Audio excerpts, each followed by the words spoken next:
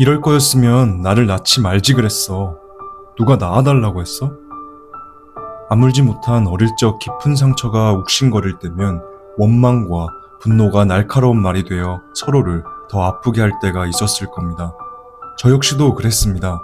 제 마음속의 아픔과 결핍의 모든 책임을 부모님께 돌리며 긴 시간 원망 속에 갇혀 지내곤 했습니다. 하지만 원망은 제 마음을 더 어둡게 만들 뿐이었습니다.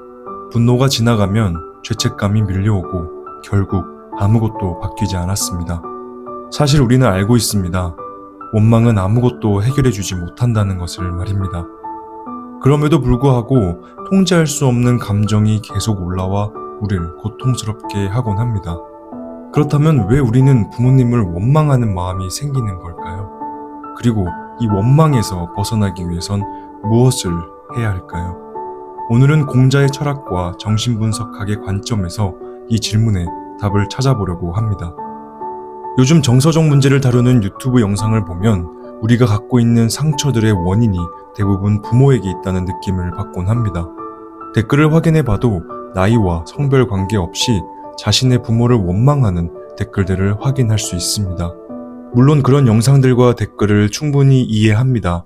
왜냐면 정신분석학에서는 우리의 정서적 고통 중 상당 부분이 어린 시절 형성된 무의식에서 비롯된다고 말하기 때문일 겁니다.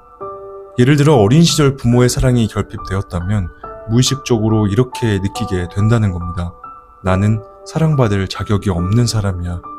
이런 생각은 성인이 된 뒤에도 사라지지 않고 관계 속에서 끊임없이 자신을 의심하거나 누군가의 사랑을 받기 위해 자신을 희생하는 삶을 살아간다는 겁니다. 하지만 정신분석학의 주된 목적은 부모님을 탓하며 살아가라는 것이 결코 아닙니다.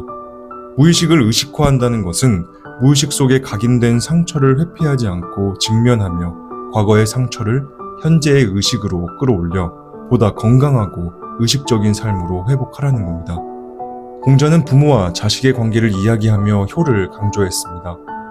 하지만 공자가 말한 효는 단순히 부모에게 절대적으로 순종하라는 뜻이 아닙니다. 오히려 부모를 한 인간으로서 이해하라는 메시지에 가까울 겁니다. 또한 공자는 인간관계를 서로 표현했습니다. 그러니까 서로에 대한 이해와 용서로 보았다는 겁니다. 부모가 됐다고 해서 갑자기 완벽해지는 것이 아닙니다. 그들 역시 부족한 환경 속에서 성장했고 어쩌면 충분한 사랑을 받지 못한 채로 누군가의 자식으로 살아왔을 겁니다. 만약 부모가 어린 시절 나에게 사랑을 충분히 주지 못했다면 그 이유는 그들 역시 자신이 받은 사랑이 부족했다는 겁니다. 이 관점에서 부모님과 우리의 관계를 다시 보면 그들 역시 부족한 사랑 속에서 자랐음에도 자신의 자식을 위해 최선을 다하려 했던 부모님들의 노력을 이해하게 될 겁니다. 물론 이런 이야기가 머리로는 이해되더라도 마음으로 받아들이기까지는 오랜 시간이 걸릴 수 있겠습니다.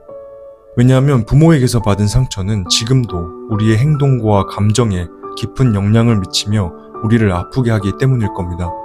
하지만 분명한 건 원망은 우리를 더 아프게 만들 뿐 해결책이 되지 못한다는 사실입니다. 끝으로 드리고 싶은 말씀은 세상에 완전 무결한 사람은 없습니다. 우리도 우리의 부모 역시 결국은 불완전한 존재라는 겁니다.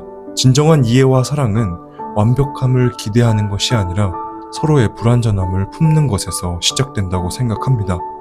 부모님과의 관계 속에서 이 사랑을 발견할 때 우리는 비로소 원망에서 벗어나 과거의 아픔을 치유하고 앞으로 나아갈 수 있을 거라고 생각합니다. 그럼 오늘도 시청해줘서 감사합니다. 이상 T의 심리학이었습니다.